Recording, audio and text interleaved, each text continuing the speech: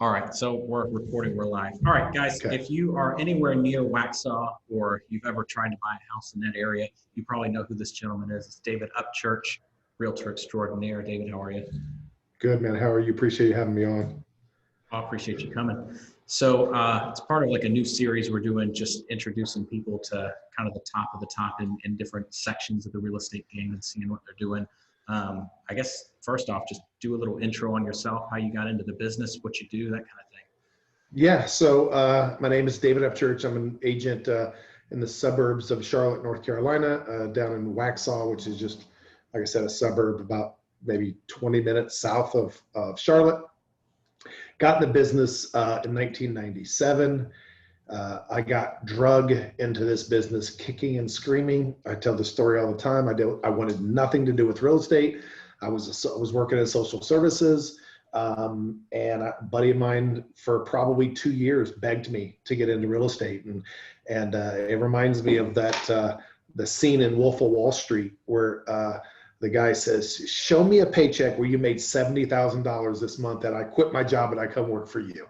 And it was literally, that's about what I said to him. It wasn't $70,000 a month though. I said, show me your paychecks and I'll consider it. And he showed me his paychecks and I'm like, you know what? And the social service thing at this point, I was kind of getting a little burnt out with it. So I didn't just do it for the money. That helped because I had, I was starting my family. I was young. And, I've literally got my license in 97 and quit my full-time job in 98. And I have done nothing but real estate since. That was in Indiana. 2003, moved to Las Vegas to open up a real estate office there, and was there until the end of 2006, beginning of 2007. Moved to Charlotte. Didn't know a soul when I moved to Vegas. Didn't know a soul when I moved to Charlotte. So when people tell me that they can't move and start a real estate career, I tell them that that's just a limiting belief. You could do it. If I had to move to Des Moines, Iowa tomorrow, I would figure it out. So pretty successful. Now I have a team, I have a brokerage. I'm with EXP Realty, which is, if you know anything about EXP, is the fastest growing real estate company out there. I partnered my brokerage with them about 3 years ago. Last year we did 236 transactions for about 65 mil. This year, we're on track to do about 75 mil, but we're probably only going to do 200 transactions. So our price went up.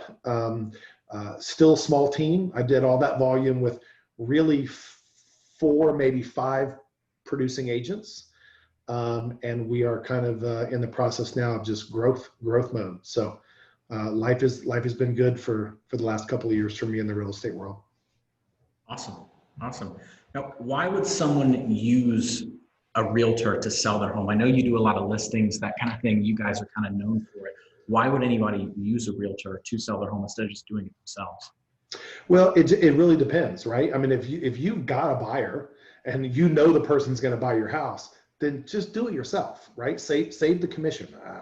I know most realtors are going to be like, oh my God, I can't believe you said that. We're really about a win-win.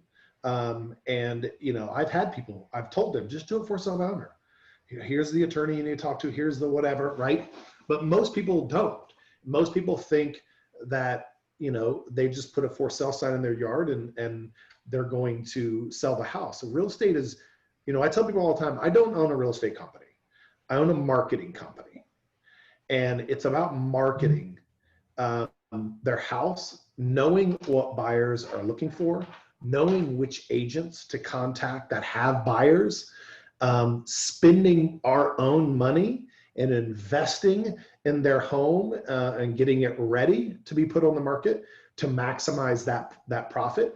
I tell sellers all the time, if you try to sell your house and I try to sell your house, there is no way you're going to sell the house for more than I will. There's just no way.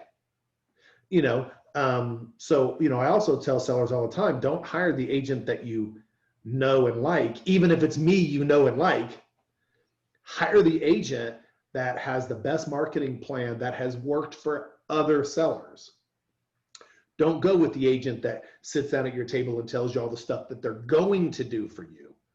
Make them show you what they have done for other people, and what success they had for those other people. That's somebody that knows what they're doing and can duplicate it. And that's what we've tried to create here at David Upchurch Real Estate.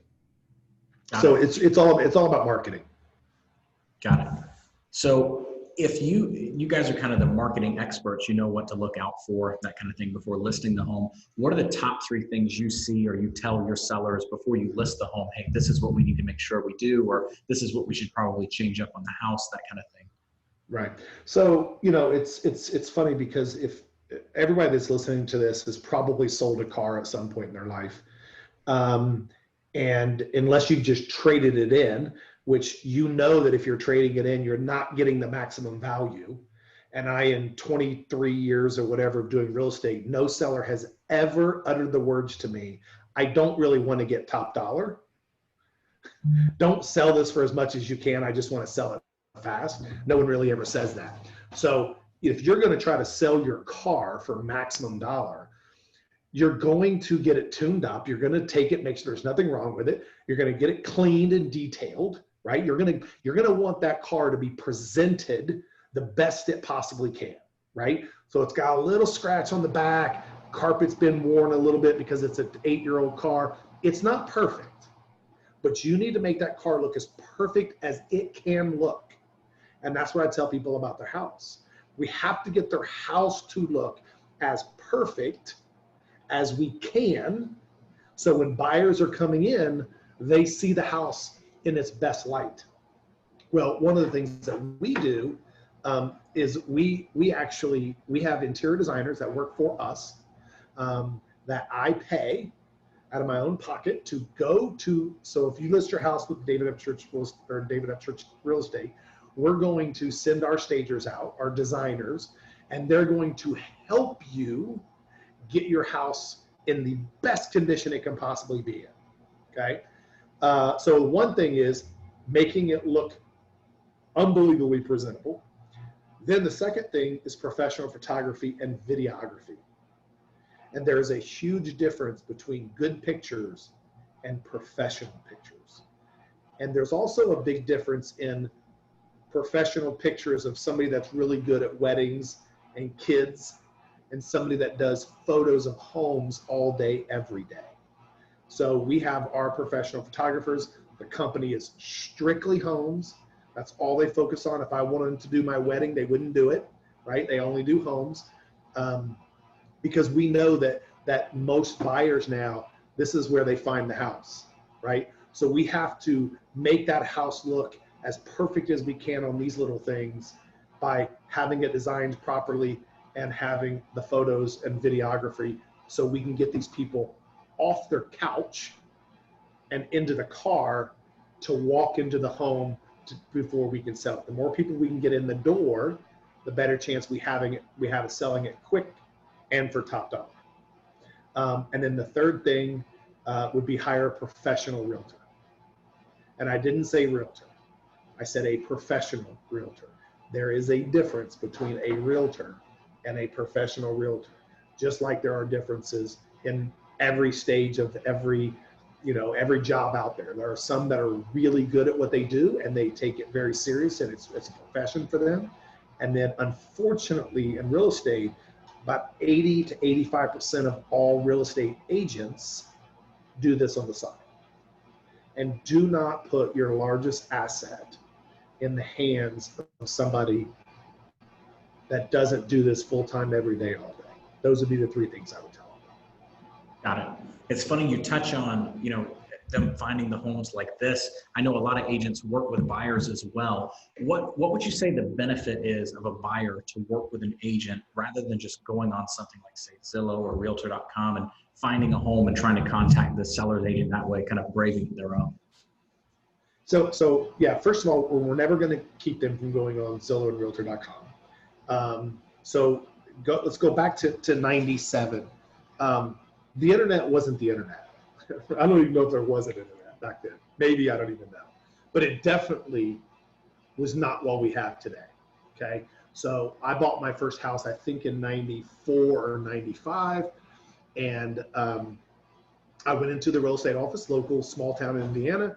We looked through this, what looked like a DOS computer screen, green numbers and stuff, right? And they had these magazines and these books that you would look through.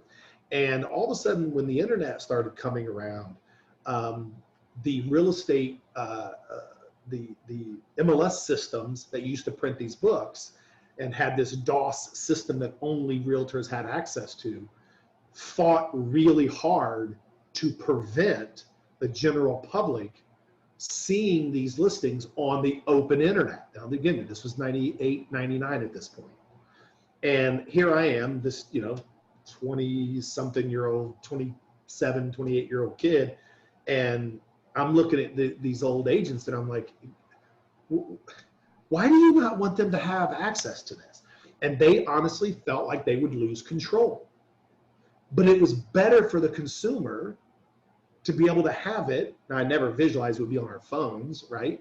But I mean, it was better for them. And I said, why not let them find these homes on them by themselves and then contact us to let them in the door?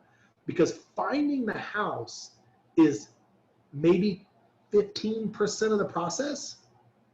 It's from the time that they say, that's the one I want, to the time that the keys are placed in their hand. That's where the professional realtor has value. I would say it's navigating the process from making the offer to getting the keys. Because there's turbulence in most real estate transactions. Sure. Right? And that's no matter who you're working with. Even if you're working with a professional realtor, typically there's turbulence. What I tell our clients are, we know there might be some turbulence. We don't want you to feel it. We want to be able to land that transaction and know that you never felt the turbulence, right? And if you have an inexperienced agent, you're bouncing all over the place, in that transaction, and you're hitting turbulence that maybe you didn't even need to hit. And a professional agent can navigate you through that process and around the problems, and maybe there's problems that you never knew even existed. That's our goal. Our goal is to solve problems before our clients even know that there was a problem. So finding the house online is always going to be a consumer. They're always going to find those homes online. And I say always, like 95% of the time. Yeah. But it's the process of getting the keys and being protected during that time is where a professional agent brings value, in my opinion. Got it. Okay. I know sometimes, different states have their own kind of thing on the contracts, that kind of thing. One of the things that we see, obviously, in North Carolina is that earnest money and due diligence. And I think a lot of people, especially first-time buyers, they don't quite understand what those two items are. Obviously, a realtor is great for explaining that to them. Could you touch on earnest money, due diligence, what it is, what the best practices are for how much, you should offer the seller, that kind of thing? Okay. So I'll kind of explain what it is first. So, due diligence was really introduced, due diligence fee. Earnest money's always been there, right? You cannot have a legal binding contract without some financial connection. So that earnest money's always been there, and it's not going to go anywhere. But this due diligence thing came up about, I'm going to say 6 or 7 years ago now. Time flies, but it's been a while, and most of the agents did not like it. I'm one of those guys that okay, I can't change it, so bitching about it's not going to help. So let me just try to figure out why the Real Estate Commission in North Carolina would change it from earnest money only to earnest money and due diligence. And part of the reason that they did it was because the sellers had all the risk back 8-9 years ago.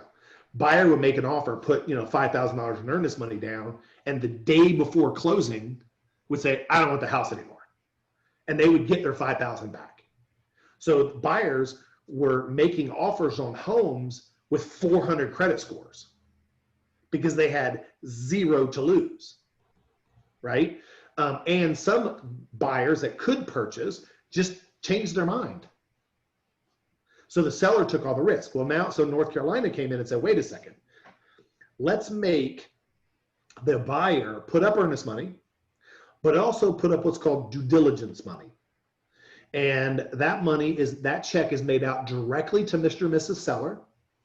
And once the offer is accepted, the seller gets that check and cashes it immediately. And that money is 100% non-refundable unless you close.